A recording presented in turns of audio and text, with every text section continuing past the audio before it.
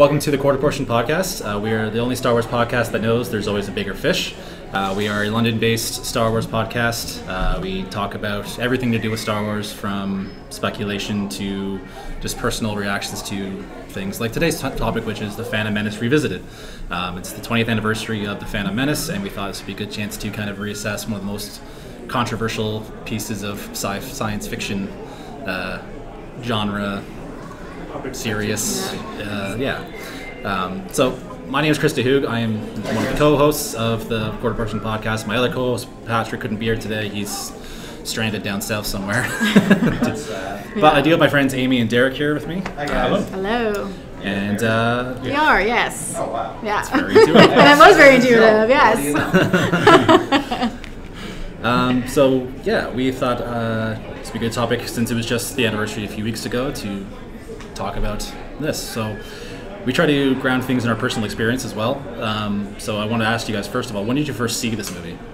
So I first saw it when it first came out on VHS. So I was young to go to the movies, so we had to wait until I was able to have it on VHS. My dad was a huge Star Wars fan, so he kind of like brought that into my world especially. So that was my first time seeing it, was when we first bought it on VHS. Nice. I'm pretty sure, my first experience also was the VHS copy, but I believe that was your first Star Wars movie in general, yes, right? It was. Whereas I had watched the original trilogy first, but of course I was pretty young at the time. I was 9 years old at Phantom Menace, so I didn't really understand Star Wars, but I liked Phantom Menace. It was great. Yeah, I was 12 myself actually when I saw it. Like, I went to the theaters. I got into it around like before the special editions came out, so I got to see them in the theaters when they got reissued. So I was really excited for this. I was buying the Pepsi cans and trying to collect all the merchandise before it even came out. And I remember going to see like Silver City, I think, with my parents, and walking out going like, I'm not sure what I expected, but that was some of it, and some of it wasn't. But so fairly very positive reactions from the first viewing. Hey man, space wizards with laser swords. Yeah, when you're 9 and seeing anything like that, it all seems cool, especially like me not seeing the other Star Wars movies to compare it to like the previous greatness, right? Because we all know that the original trilogy is its own universe entirely. So to not have that like preconception, before seeing anything and going to this, like, it was still cool. Yeah, I mean, the trilogy, the original trilogy, is on such a pedestal. For reasons like it deserves its status, but at the same time we tend to glorify it a bit too much. So. Oh well, there's nostalgia. Nostalgia glorifies everything. It's the nostalgia rose-colored glasses, right? Yeah. So yeah, like I said, I don't quite know what I expected. I was 12 years old, which George Lucas says is the key demographic for Star Wars. He's famously said Star Wars is for 12-year-olds, no matter what. Despite the fact that I'm 30 now and still just as into it. But I remember walking out going like, this is certain parts like Jar Jar for me didn't grab me. Like that was one of the things I liked the least about it. And I think actually that was when I kind of got out of Star Wars originally. It was after this movie came out. Not to say I didn't like it, but something about it I was like, okay, well there was the hype for all this and now it's over. And now what? And that was probably like the last Star Wars figure I bought or I got as a kid was the battle droid on the STAP, right. the riding platform thing. Right. So while I liked it, it was also different, you know. But it's part of what Lucas was getting at, right? He was trying to show us the halcyon days of the Republic and everything. So how do you feel about the different tone of the movie, like in terms of like comedy, in terms of how everything's a lot brighter and cleaner? Like, do you feel like it's too disconnected from the original trilogy that way? I think it had to be. We were taking the darkness of Darth Vader and all of his glory and dark side and all, like, it basically focused on the dark side so heavily with the first trilogy, especially episode 4 and 5, that I almost feel like this is them taking us right back to Darth Vader's roots. And like, he was a kid, and he was a kid that was not meant to be just an evil character. We get to see that progression through the prequels. And I think it's kind of neat to try to see, okay, so now we see this young Anakin who is a boy. He's 9 years old. You know, should we be seeing him as a dark character, or should it be a progression of like, oh, he's this innocent kid who grew up in unfortunate circumstances, and what's the journey to get to that dark side of Darth Vader? Which I think people grab onto more. So right, yeah. There's a certain expectation that Anakin should have been this Damien Omen kid, Like that's what one of the common criticisms I always hear about it is that he wasn't evil enough in that movie. Well, he's still the kid. Yeah. Like for me, it adds to the tragedy of it all that he was the sweet little kid who loved his mom and did the best he could with the situation he was in, and then that he becomes, the biggest monster in cinema later on. That's just part of that just heightens the tragedy for me. At the same time, it may not be super dark, but it's still dark enough. There's slavery involved, there's assassination plots, like there's still darkness within it. He just tried to, like you said, almost lighten it up a little bit where that's more of the undertone towards it. Yeah, I think a big part of it too is that we had the original trilogy sandbox. He said, okay, here's the prequel trilogy sandbox. It's over here. And it was far removed from where we were used to experiencing Star Wars. Right. And then he built a road back through the rest of the prequels. Right. Now it all kind of makes sense. Back in 1999, I feel like it might have been a little too jarringly different for a lot of people. Which it was the first movie coming out, so you have all those original Star Wars fans suddenly excited. It's like all of us again getting excited whenever episode 7 came out. It's like you're expecting going and being like, this is going to be Star Wars, and then suddenly it's different than what I think a lot of original fans were anticipating, and I think that may have been a shock to the system, a lot of it. And I think you also have to realize, too, that from the original trilogy to, episode 1, it's 2 decades. A lot changes in 2 decades, both in cinematography and just general tone. In George Lucas's mind. Yes, that too. His ego too. Yes, yeah, definitely. There's a documentary on YouTube showing like the behind the scenes of like the origins of it, and there is a brightness in his eyes that you just don't see anymore. Yeah. Whatever happened to him in the 20 years since this movie came out. There's a spirit in there that's kind of been broken, I feel. It's because they kind of maybe they're like, George, you can be there and look pretty, but we're going to take over the brain work now. Well, that's a whole other issue. Yeah. So we actually recently watched this movie as a group. How did you react or respond to it now? Like, how's your perception changed? I was surprised how much I liked it as a 9-year-old child, because the beginning especially is so slow. Like, it's all political intrigue. It talks about like the taxation and the trade federation. I'm like, how is a 9-year-old in this being like, this is cool? Like, there's no way I should have thought it was as interesting as it was. So whatever flips and tricks that he was able to do to pull that off, kudos to him. Because even for me, it wasn't the Jar Jar thing. I remember as a kid, I didn't care about him. I was all about Darth Maul. I thought that was like the coolest, like seeing him for the first time with his cloak and the different visualization for his face and everything like that was just like the coolest thing. And I remember that was what drew me in specifically as a kid. So yeah, and like I said, same here. I had no idea anything about the taxation, why the blockade was there over Naboo, what they were even fighting about. It's like watching it again, recently, it's like, oh, okay, this makes sense. Now I know why they're fighting. Yeah, now I get it. Now I get it. Yeah. Adulting. Basically before it's just like, okay, fighting and laser swords and guns and planes. Yeah, sure, they're talking a lot, and now they're flipping around and doing cool stuff. Exactly. Okay, cool. I can deal with the rest. But still, like, it's nice to see, too, the transition from the original trilogy, even just in, like, Obi-Wan and Qui-Gon fighting Darth Maul. It's like, that was really intense. Like, that was a really cool battle. Yeah, I would say that's probably my choice for the best lightsaber battle in the entire franchise, like movies and TV shows combined. Yeah. I would say that I never thought it was a bad movie. I certainly didn't like it a whole lot compared to the rest of the series. Although I was pleasantly surprised by how much I enjoyed it now. Yeah. Like I said, some of that political stuff can be kind of dry. Yeah. But I was more into it this time. It was more like what I did enjoy now is that I feel like the Jar Jar and the Gungans are just kind of shoehorned in. Yeah. There's a lot of stuff that's just kind of forced in, like the pod racing Definitely. and certain things that Lucas wanted to bring into it. Because Lucas really wanted Jar Jar to sell the thing. Like, he really wanted it to be... Well, that was supposed to was bringing in the kids, trilogy. right? It's like with the new series, they had like for whenever the Clone Wars like movie came out, the cartoon version, they had like the Ahsoka come in for the kids, and so like I feel like he always has like this one character that comes in to like draw the kids in to then grow up with it. Which again, it's got to work because we're bringing in a whole new generation. Like your daughter's turning 4 shortly, and she's in love with Star Wars. Like Rey's her hero, so like it works. It's just as an adult, you kind of have to like push that to the back burner whenever it's a bit overdone, because it definitely does get overdone. And I don't know how he would have planned to use Jar Jar as that vehicle moving forward, because he's a clown. Like, he's great as a jester type character, but his room for growth and development and for even associating with him is not, there's not a lot of potential there. And we kind of discussed it too, is that, for a character that was in the entire movie, like, what did he really do? Yeah. He's in a lot of scenes and he just kind of hangs out.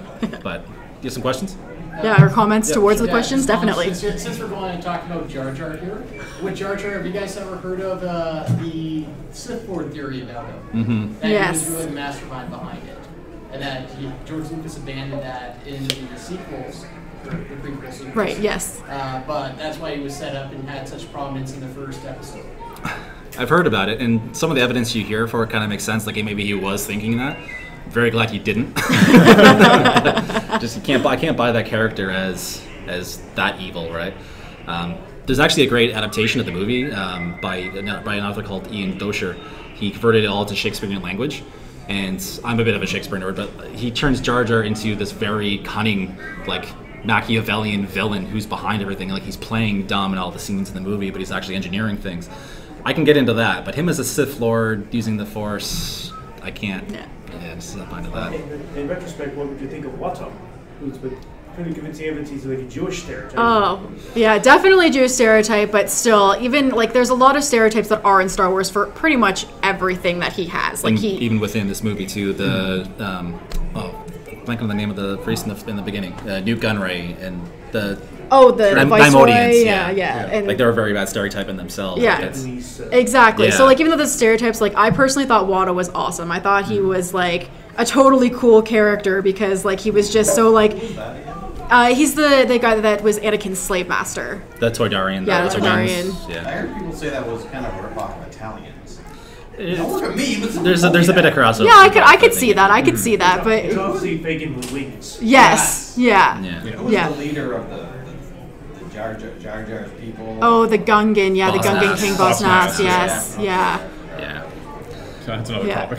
That's one thing that's kind of cringy about the movie now by today's standards, that it Yeah. just does kind of rely on those stereotypes. No, same. I was like, how is this guy the king? He was force persuaded so easily. But then you Yeah. have Watto, and that's why I liked him. I'm Who's like, just, oh, he yeah. couldn't even get force persuaded by Qui-Gon, and Qui-Gon's awesome. Yeah. Do you have another question? Yeah. Well, I was just gonna say the one thing I felt about the prequels opposed to the originals and the new one. It was always when I was growing up, good guys and bad guys, and the good guys fight the bad guys. Right. Like Star Wars. The other ones seem more like Star Trek with all the political stuff and the talking and the this and that. I don't Yeah. go to see Star Wars to see Star Trek. I like Star Trek. Yeah. But it seemed like that they were trying to make pieces that was more like Star Trek was always in some way more realistic. Yeah, they tried to make more real. They took the fantasy out of Star Wars basically and tried to just make it that's- strictly that's why sci-fi, I right? thought they didn't fly. I personally just thought it was good guys and bad guys. There was politics, but enough for kids to be interested. The other ones were just Star Trek. It was like watching Star Trek. Not Star Wars. Yeah, like that's something that's kind of missing. It's obviously there because in the original trilogy, because it's a rebellion against an empire, so it's a different kind Yeah, of but it wasn't the main focus. Fixated. Yeah, it wasn't the main whereas focus. Phantom Yeah. Menace, half of it is about a trade blockade on the planet. Yeah. And kind of understanding how the galaxy works, right? And the Yeah. But that's Star Trek. That's not Star Wars. Yeah, I feel like there's room to grow in different directions. Like you can take Star Wars into any genre in the right medium, right? Like there's some great Star Wars comics that are really heavily horror based, and while that might not work on the big screen, I feel like it really works in a book, or even there's a mode in Battlefront 2 where you're basically being hunted by Ewoks. Yeah, That's amazing. But you have to There's find room to do all kinds of genres. They I think were for better really than cool. the Ewok movie. I'll give you that. Well, that's- Yeah, I definitely agree. You have to find a balance with it because episode 1 especially, like that's what I was just mentioning. I found that there was so much into like the Trade Federation and the blockade and like all of that, and I'm just like there was too much, and there was really like 3-ish lightsaber scenes in the whole movie for like the Star Wars movie. So I agree. I think that it should have been a bit more balanced towards seeing the good versus Good, evil. bad, but not Star Trek. Yeah, but I do think that because it's such a vast universe, and because at the end of the day, I also don't want a movie that's just a lightsaber battle. I want to have backstory. Money. Yeah, I know. That's what made the money. I want to have like the backstory and knowing what's Why they're happening, fighting, why yeah. they're fighting, why it's good versus evil, all that kind of stuff I guess too. they told the story that had to be told was the way they told it. Yeah. yeah. I've heard people say that. Did any of you see any of the fan edits? The various fan edits of the film? No, I haven't. I No. try not to watch too many of those things, but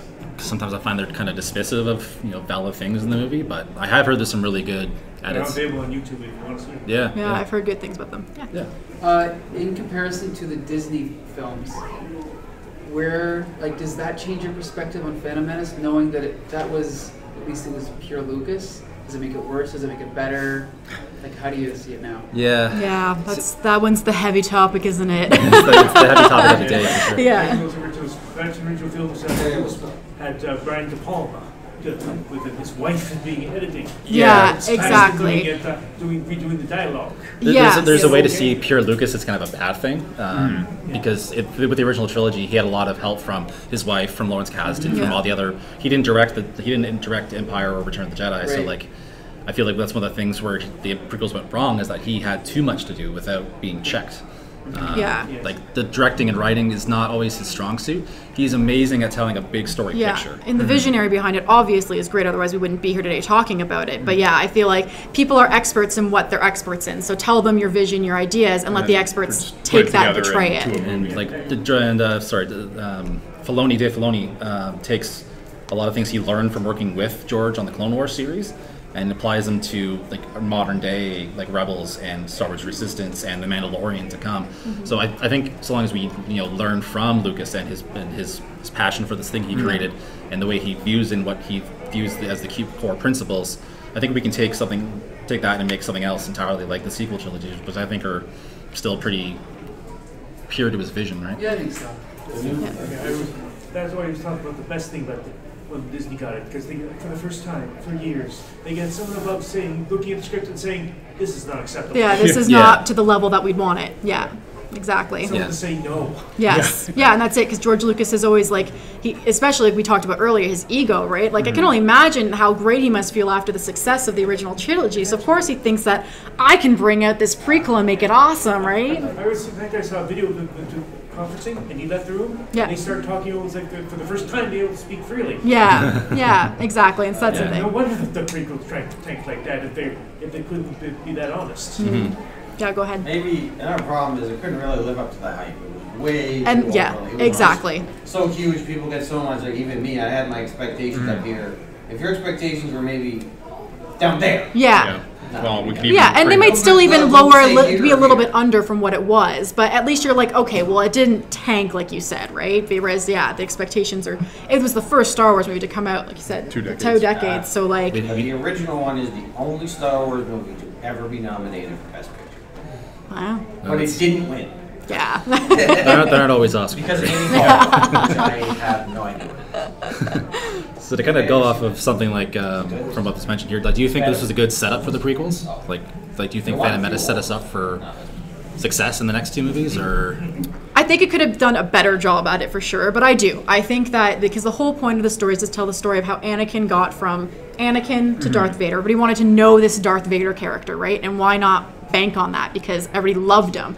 So I think it was a good setup in the sense that they decided to focus on a young Anakin and show him through all the way to Darth Vader. Yeah, go ahead. All right. Since we're talking about Anakin now, one of the biggest issues that people have with the new Star Wars is that Rey's considered a Mary Sue. Would you guys consider Anakin Skywalker in Episode 1 to be a Mary Sue or a Gary Sue? I mean, it's basically where you can put your own self in that person, and it doesn't matter what their personality is. Anyone could be that person. They don't really have any flaws. Everything comes easily to them. Yeah, I kind of hate that term because it's misused a lot, I think. He's a 9-year-old kid. More often than not, kid. it's used against Rey in a negative way. But there's nothing that she does in those movies that Anakin or Luke didn't do in their own debuts.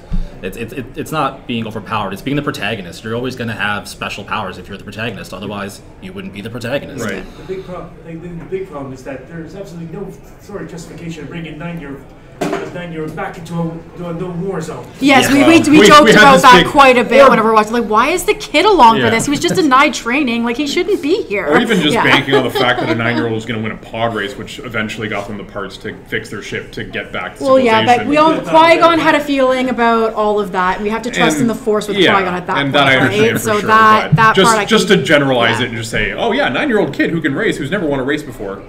Good idea. It's partly Anakin lying to them too, and not telling them certain key information. But Have any of you seen how it should have ended? The short. Oh yes. Not for Phantom Menace. They just showed something. They had plenty of evidence to prove a military operation. They could have brought the whole kit down. They can't tell them on the It's one of those things he's trying to set up that the Republic is flawed and that their hands are tied by this and system. that there's the or they'd like to be. They had eyewitness testimony. Yeah. It's one of those things where you can't look at it too closely, otherwise the whole thing falls. I don't think they explained this better, but the Queen was in her 20s and he was 9, and they end up marrying. She was 14. Yeah, she's 14. So there's a 5-year. Makeup. This is the thing with the problem with all of the movies too. Like people saying, "Oh, Han Solo in Solo wasn't Solo; it was a different character. He was too optimistic." But like, there's 10 years between that movie and A New Hope. He has 10 years of being a smuggler and going through everything. Like, and honestly, I can even say, like, myself being a 29-year-old to my 19-year-old self, like, completely different people. Yeah, different. Like, yeah. It's only 10 years, but that's a huge amount of time for someone to change, especially by circumstance. I mean, and like you said, Han Solo in Solo was, I mean, a little rough around the edges, but at the same time, he was still fairly innocent. Whereas once he, you know, between that film and when he came in New Hope, like, I'm sure he went through a lot of stuff. Well, he was the protagonist of each. Yeah. Well, he was, but he only turned around to save the day.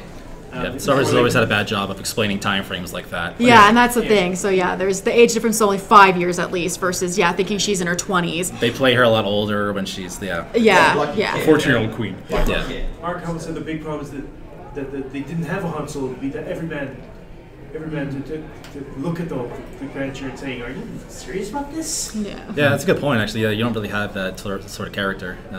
You have the young boy that, you know, the key demographic's supposed to be able to get in behind, but if Alec was older, maybe 15, he could have been a more rational look at. Yeah, it would have been a different prequel altogether if you started out older. But yeah. But. You do kind of have Obi-Wan in the background being like, the whole time Obi-Wan's like, are we sure about this? You're right. It pretty much is the whole time being like his resting doubt face. Yes, exactly. Well, and Qui-Gon's just like, it's fine. Yeah. And Amy, like, after every scene with Obi-Wan, like, something happens, and then, like, they're panning out, and, like, you just see Obi-Wan in the background shaking his head. Like, there's a scene where he's like, walking up the stairs, like, shaking his head, and I'm just like, Comments. Yeah. But I think partially too, like Qui-Gon being his master, and, you know, Obi-Wan still being a Padawan, like, his voice isn't supposed to be heard. Like, he's not the one who has the wisdom. He apologizes to Qui-Gon earlier, being like, "I'm sorry for disagreeing with you." He's the most Canadian Jedi. Yeah, he is the most Canadian Jedi. Yeah.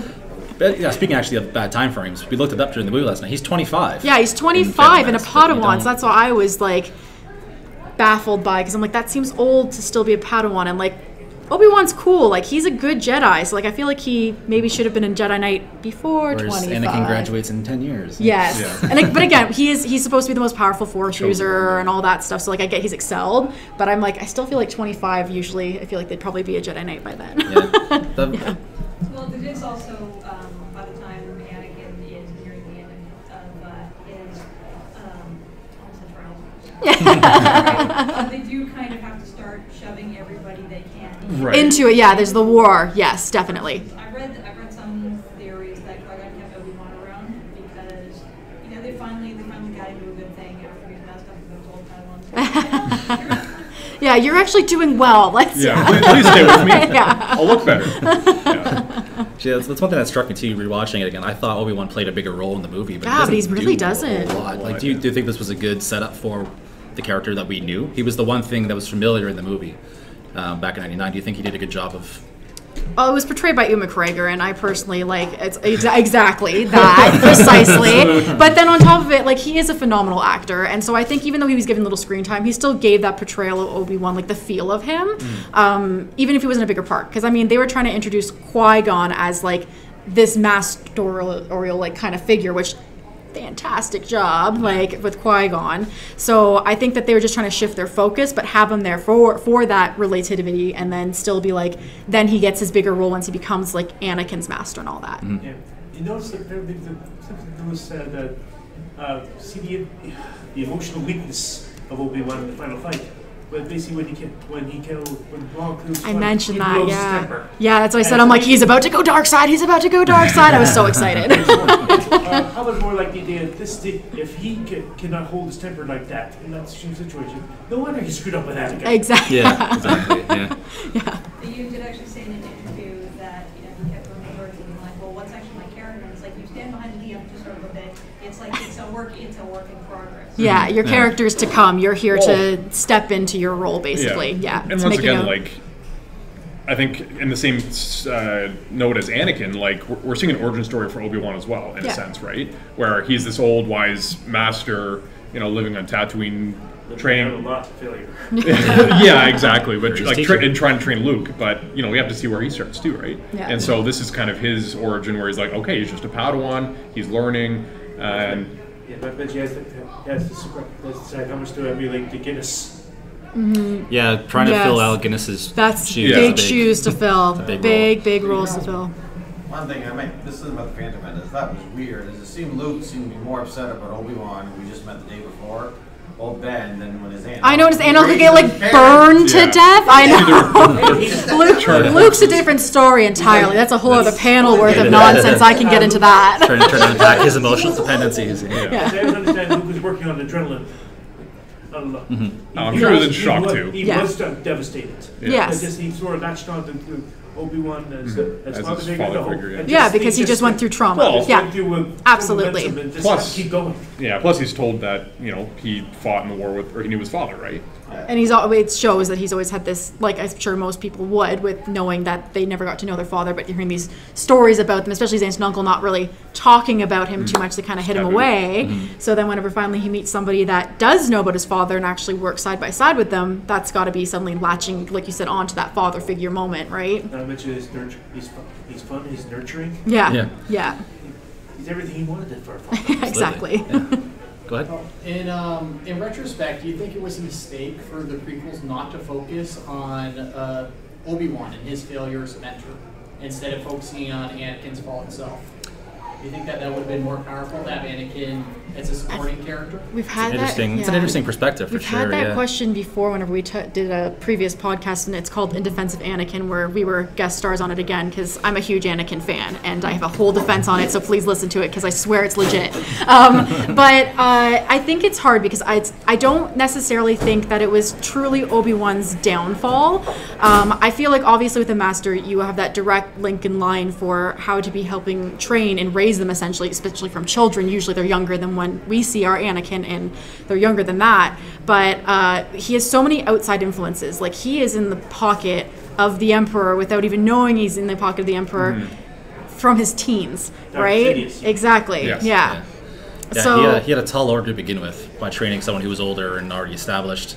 To speak nothing of Sidious's tampering and the war going on top of just becoming a knight himself, to taking on a Padawan immediately. yeah, His chances of failure were pretty high. pretty already. high, unfortunately. But yeah, Not to mention the one thing that really bothered me about the Clone Wars, so for all the daring do, all their wisdom, at the end they're just a bunch of suckers to Palpatine. yeah, Yeah, he is a little blinded. They never, yeah, and you know they won't find out the truth until it's too late. yes, yeah.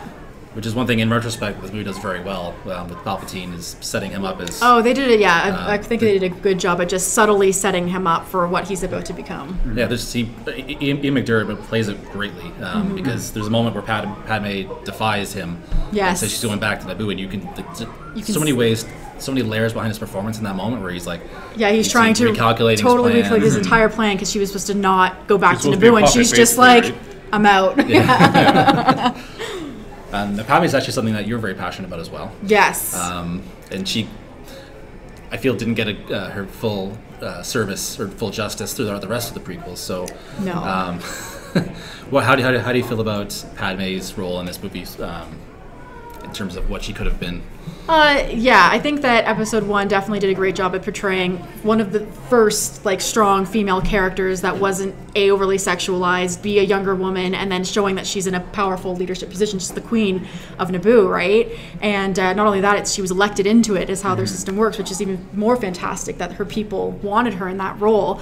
And I love the one part that I saw right at the beginning. I was like, that was a code, is whenever she has her decoy playing her, and they're talking but being like, it was just really cool, the line is dialogue. dangerous. It'll be dangerous. It'll be dangerous. We're all brave. Yeah, That's we're what all I brave, think my is queen, is what she said. And yeah. you're like, oh, you know that's her asking permission to do something from the real queen. So she set up this whole thing with all of her handmaidens and decoys to have this whole center plot to be able to do everything she wanted to do. And then at the end of the day, stands up and ignores what she's being told to do, being like, no, my people need me at this country, my people need me here, I'm going to be there because that's where I should be. So I feel like episode 1 set her up as a very, very strong, passionate character. I do feel like episode 2 and 3 diminished that a little bit because of the whole love for Anakin situation, But I still the feel like handmaiden's that's kind of vanishing after. yeah. But I do feel like that they portrayed her very, very well in episode 1 as like a powerful, especially she's 14, so like as a powerful young woman to be in that position is great. Do you feel like she kind of lived up to the example of Princess Leia and Carrie Fisher? Personally, I think that she surpassed it. Because Princess Leia, like, you don't actually ever get to see her in a political role on how she does with countries. You see her in, like, kind of a war zone. You see her manipulate her two, you know, boys between Luke and Han a lot. But you don't get to actually see her in, like, that hardcore position of power. It's implied, but you never actually get to see it one-on-one. Whereas it's cool with episode 1, you can actually see Padme in position as a queen, her stepping forward, being like, actually, I'm the queen. Like, just the whole setup is great. You see her more as a general Yes. than an actual politician or princess or royalty. Exactly. Well, and being on the front lines too, running into battle with her blaster. Yeah, It's she like- was doing that. Like, sure, she was dressed as her handmaid, but either way, she could still get hurt. But she's right in there with the Jedi with her blaster, getting right in there with it to protect her people. A question over there. Yeah, let's say it's 1997 and George Lucas phones you up and asks your advice on what era or what time period to set the next trilogy in. And the second trilogy doesn't exist yet. What would you say? I would stick with the prequels, I'd say. I think Anakin's story needed to be So you do explored. what you did, basically. Yeah, I would stick with that. I would change other things. I would tell him to hire a different director than taking it all himself. Because there are times, even not even just in Star Wars and other properties, Game of Thrones, for example, like you have people trying to do too many things where I think they'd be better suited off. You know, stay in your producing lane, get someone to get the right writer, get the right director. So you would do, it's just moving the time frame forward from the third movie. Yeah, like I might change the exact years that it takes place, because this is 12 years before New Hope or something like that. It's about 19 years. 19 years, sorry.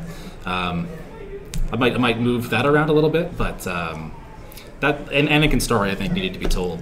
People wanted it to be told is the big thing. Like, people wanted to know how Darth Vader became Darth Vader. So. Hey, well, if you get someone to actually do right as good as Lawrence Kasdan. Yeah, that's Kasdan's absence was kind of It was Noted. it was noticeable there. Yeah. Yeah, like there's a big compulsion whenever someone has a mask in literature or movies or anything, just you want to see what's behind it.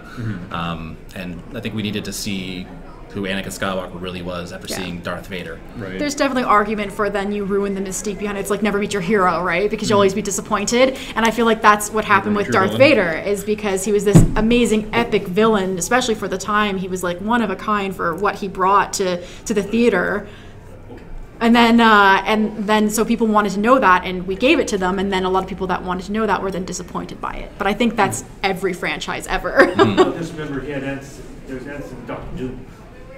Oh yes, yeah, And they showed his face quite prominently in the Yes. Lawrence story. yes, yeah. Back? How did you feel about the droid army as kind of the stormtroopers of the prequel era?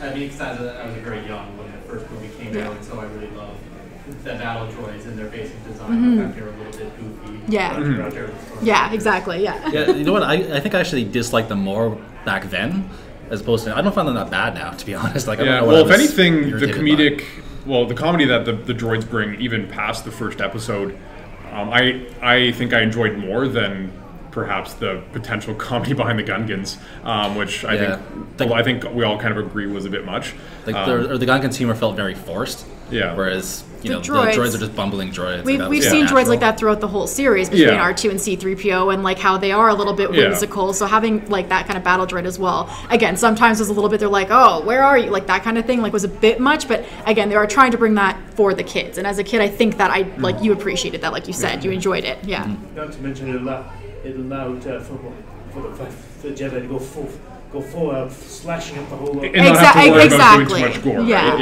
Yeah. Yeah. Where the stormtroopers, it should realistically been gore everywhere. Yeah, exactly. And then at the point, it's people they're hunting. Like even if they're depending on where the stance is, your clones or whatever, right? It's still people versus droids. So yeah, it made it a bit easier that way too. Yeah. Although they are very effective because they don't fire No. hardly at all. Like, they just kind of stand there. That was our Yeah. comment pretty well every scene. It's like, well, why are they just standing there, like, not Holding their shooting gun while at they're them, just yeah. standing there? program these things. Yeah. Yeah. You had a question? Yeah, just wondering if, looking back at it 20 years later, if there's anything that really stood out as being much better than you remember. Because you sort of mentioned the droids a little. Was there anything that really stood out, like, whoa, I didn't realize how good that was? Do you guys have any thoughts? Well, like I said, once again, I think just appreciating the lightsaber battles. I mean, especially knowing how it happens in the original trilogy, where it's just kind of like, Yeah. okay, cool. But then really appreciating the difference between those two eras, where when I was a kid, it was just like, ooh, fighting. Yeah, imagine what it would have been like the original trilogy been like if Tasha Minthun had been cast as Obi-Wan Kenobi. Right. So, an actor who had decades of experience. Yeah. Yeah. Fighting. Definitely. Yeah. Yeah, I think just overall, I think the whole movie I enjoyed more now than I think I ever did before. I haven't watched it in a few years. Like I watched everything before Force Awakens came out, and I've rewatched other things since then. But I always kind of skip Attack or Phantom Menace, just because a lot of it isn't entirely necessary, you could say. Yeah, it's drawn out in a few spare areas. Like if you've heard of the machete order, like some people cut it out entirely, which I think is a little oversimplifying, but yeah, no, just overall, I had a better appreciation for it. Like I said, the politics was better than I thought, and Well, like I said, things weren't as irritating, although the Gunkins were still just kind of... Jar Jar's just there in every scene. You're there, and you just... He's not it's being just a part aggressively of it. annoying. He's just there. Yeah, he's just like, there. Why did you bring him onto Tatooine to He's go just search there. out parts? Yeah. Like what use did he bring? There's actually a great great Simpsons moment. I'm not sure if you guys watched a lot of Simpsons, but one episode they bring in like a new character to the Itchy and Scratchy show, and they're trying to sell how radical and cool he is. Like he gives me big Poochie vibes. Like Yeah, I know that's- exactly what you're talking about. Yeah. Jar Jar sure is silly. He is funny, isn't he? Like it's a little ham-fisted that way. Yeah. Since the Disney acquisition, one of the biggest complaints that I've heard about the movies is that they tend to be ignoring the prequels. Why do you think that this is kind of a mistake on Disney's part not to have a movie focused in that era or have aspects of it? And as a follow-up, is there anything you'd like to see from Episode 1 or the prequel era show up in future films? It's a great question. Yeah, I think they do get accused of that quite a bit. Although I think it's fair to a point because the public opinion of the prequels was very low when the acquisition went through. Mm-hmm. It's gone up a whole lot since. Yes. There's a lot of people who flock back to the prequels now that they're just satisfied with the sequels.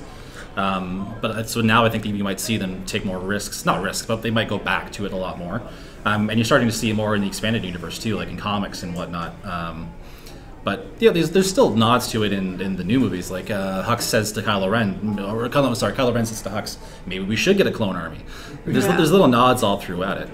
Well, they're doing a new season of the Clone Wars. I was about to mention that for my thing is that there was the Clone Wars TV show that they did to kind of bridge that gap and really flesh out Anakin's character even more, because I think that's people's biggest thing is that the prequels were all about how Anakin became Darth Vader, and it almost felt like you missed parts of it between each episode. And Clone Wars does a great job of fleshing out the Obi-Wan relationship with him. Like, they do a really good job. It was just left unfinished. So yeah, they are bringing that back. So I think that they are trying to address it. But yeah, I think that people's focus is that they're more interested in like what's going on now or the future or that kind of thing. So I think they're just trying to bridge gaps, basically. Disney needed to make their own like claim. Like they need to say, this is our new thing. Yeah. They need to get that going and then go back. Yeah, then go back and fill in the gaps. Yeah, you gotta... First of all, if only Jar Jar had been killed on the way. So I was wondering what you guys felt about the shift of the Force from a more like religious aspect in the originals to a more science-based or biology-based midichlorians. Yeah. Yes, the midichlorians, yeah. The prequels. Go ahead. Step. Well, I would say like I think he tied his own hands. Lucas did. They made him. He set up a lot of rules that would later on make some plot holes. The whole codification of them. It made sense. It made sense in an order because he kind of set them up as their own like mysterious like samurai type class in the original trilogy. And then he went back and showed us like that's one thing that maybe should have stayed behind the curtain a bit more, or maybe should have not made so rigid. Because it forces the whole love narrative down that one path, and it didn't need to go that way. And I definitely appreciate seeing it. I'm glad we did, because there's a certain it makes for a really compelling claim in The Last Jedi, I think, where the Jedi need to end. Yeah, like they were very corrupted. Like they were believing in science.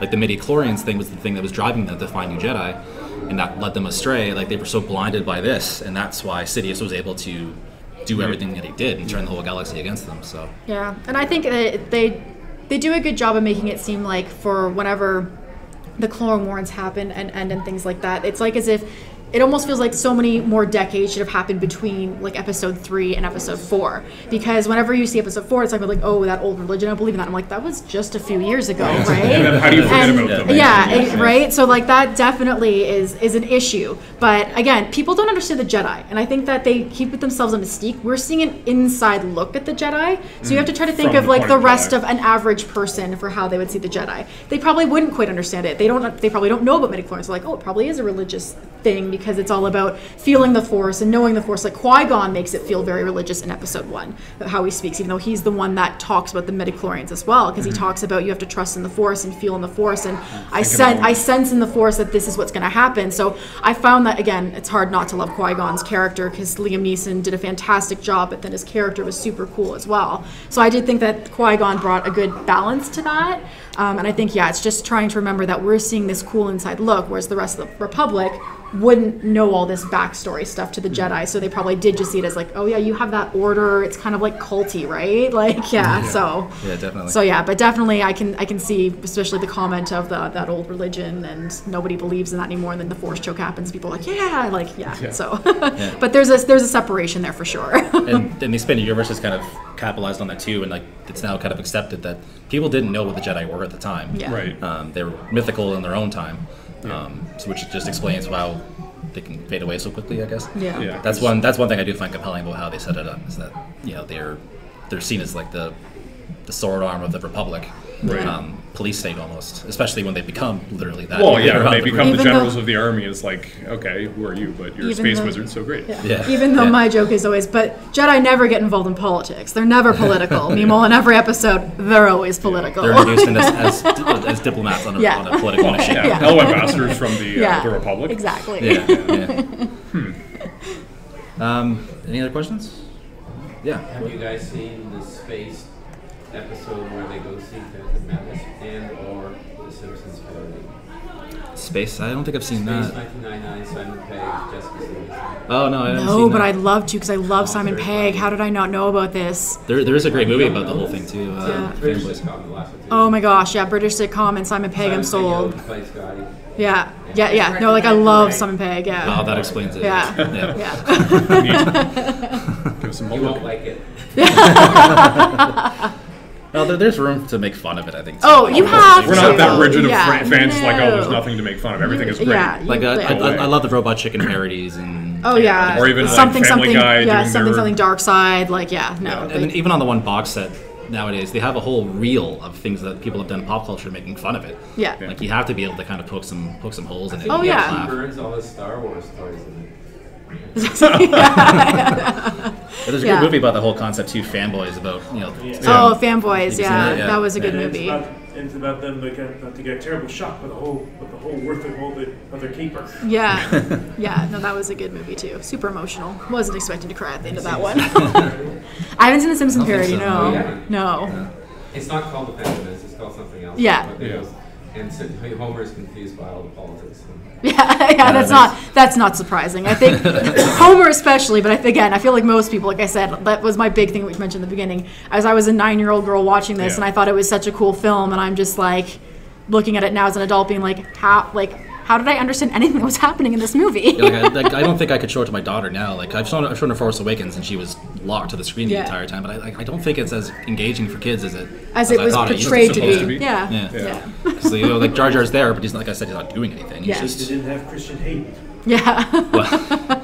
again. Speaking of getting a bad rap, Yeah. Definitely check out the episode He we had do. to deal with George Lucas's dialogue, but just that there's almost a revelation in Revenge of the Sith when he started marching, becoming this menace and all Yeah. that. Then he starts talking in the whole. he nailed evil Anakin, but I think that's partly to do with the writing. Because even in this movie, like I was cringing when Anakin met Padme. Yeah. No, Like that it's was cute kid talk, but He's just a the way they directed 9-year-old even, like did they seem really kid. stiff No, and there was a wooden? couple lines where it seemed like you were like, wow, you read that off of paper. But some of them genuinely were just like cute 9-year-old kid things. Are you an angel? Like Yeah. Jake Lloyd, I expect to be kind of wooden because he's a kid actor. Like, Yeah. you can't expect the world from them. But Natalie Portman was even like looked uncomfortable through the whole thing, and like she's not as performing as well as she did as Queen Amidala and everything. Yeah. Right. Just the whole thing just felt rough. Wow. Much like the romance in Attack of the Clones. In a sense, though, I kind of understand that because she's queen now. Like she is at least based on her role as queen, she's supposed to be wooden, and all of a sudden she's playing a handmaiden, and she's not quite sure how to be emotionally and like how to flesh out her emotions, because as queen she's supposed to be the strong figure, and all of a sudden she has a chance. Like the one time she actually smiles is like, holy crap, she's actually allowed to smile. Yeah.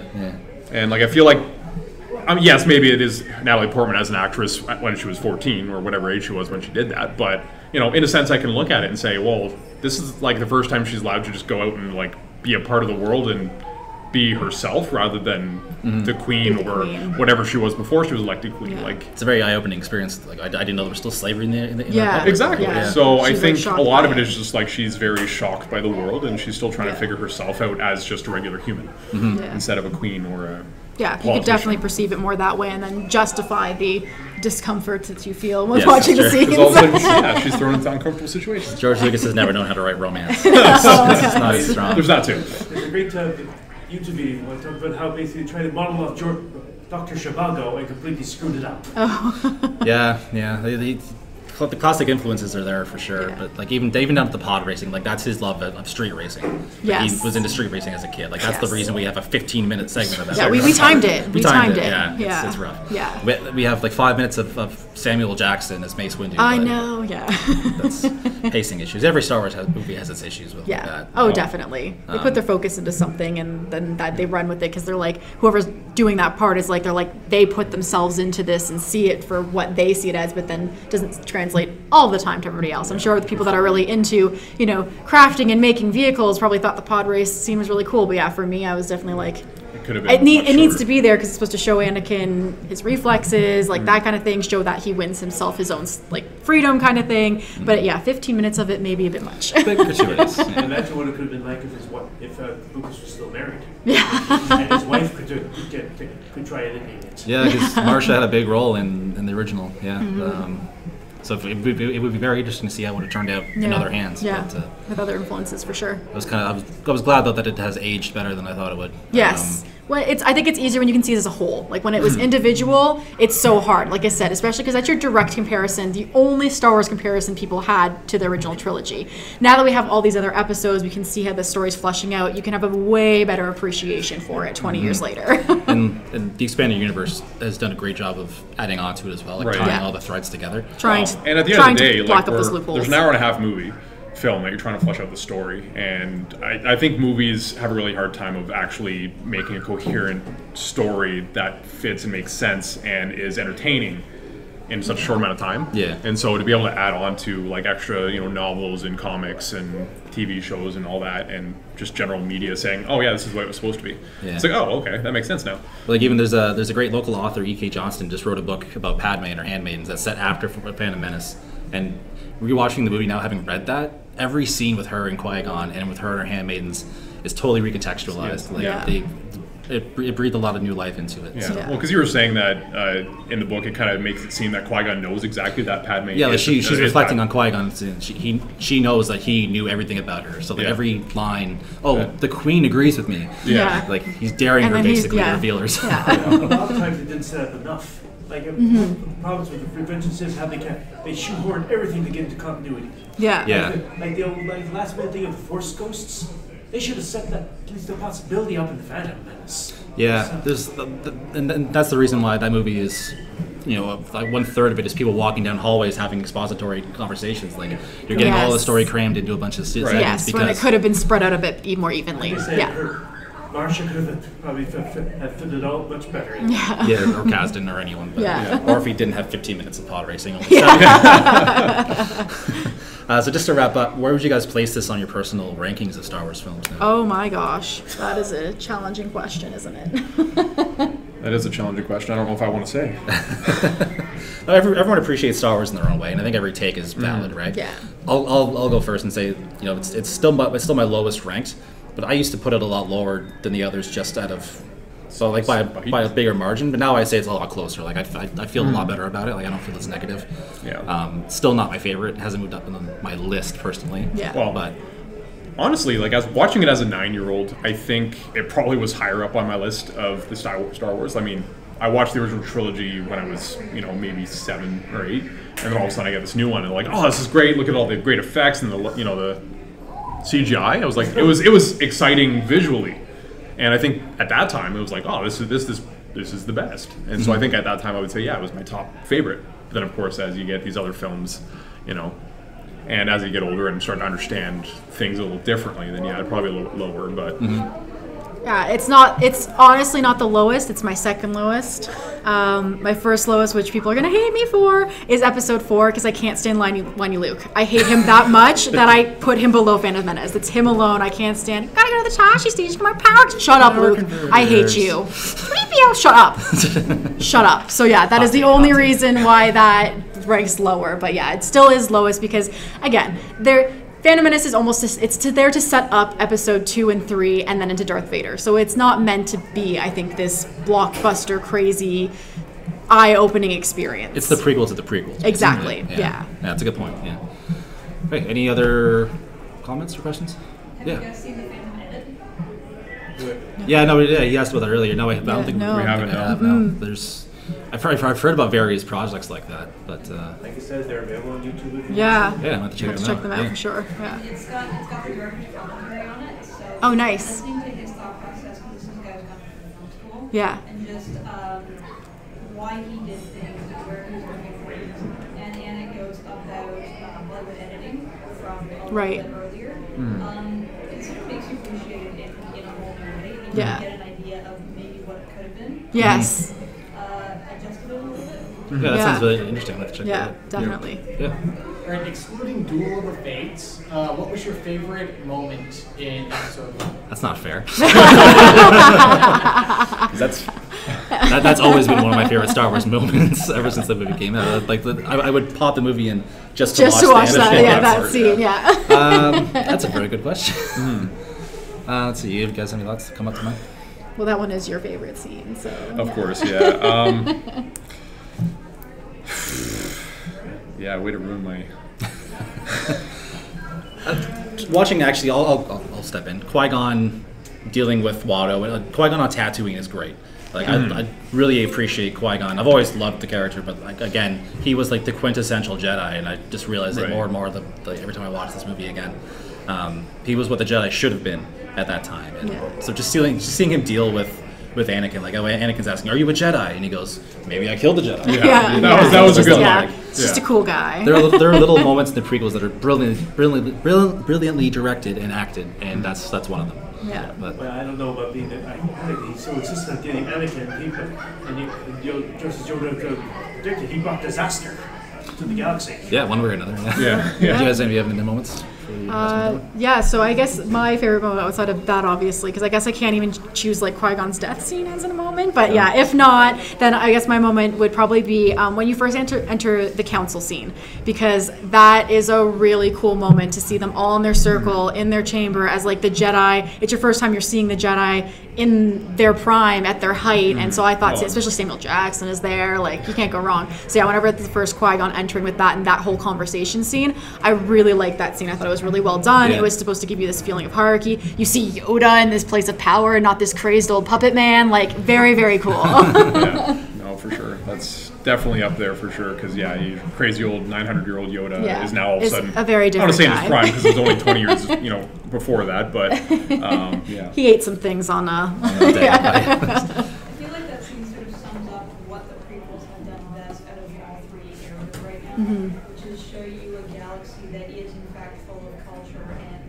cultures, unique races, unique places. of course. Everything, When I think about the prequels, the immediate image that comes to my mind is the council room. Yeah. And all that's Yeah, agreed. Especially in like 2 and 3, whenever there's a lot more council room stuff. I remember like seeing it on the big screen at that point because I was a teenager, allowed to go to the movie theater, thinking that those parts were really cool because same thing, you saw all these different Jedi and you're like, oh, so we're only getting this one small itty bitty portion of like the whole thing that's happening behind the scenes. Yeah, like there's two actual humans on the council at that point. Yeah. Like there's Mace Windu and Depa Billaba. Like that's Well, and then you look at so it speaks to the diversity for sure. the original trilogy, and it's like, the rebellion's run by humans. Great. Yeah. So it's cool to all see. white male humans. Yeah. Exactly. Yeah. All right. Thanks for coming, guys. Really appreciate your questions. Yeah, thank you. So we do have some business cards and with all of Stickers our, and everything for information. follow us. We are available wherever podcasts are.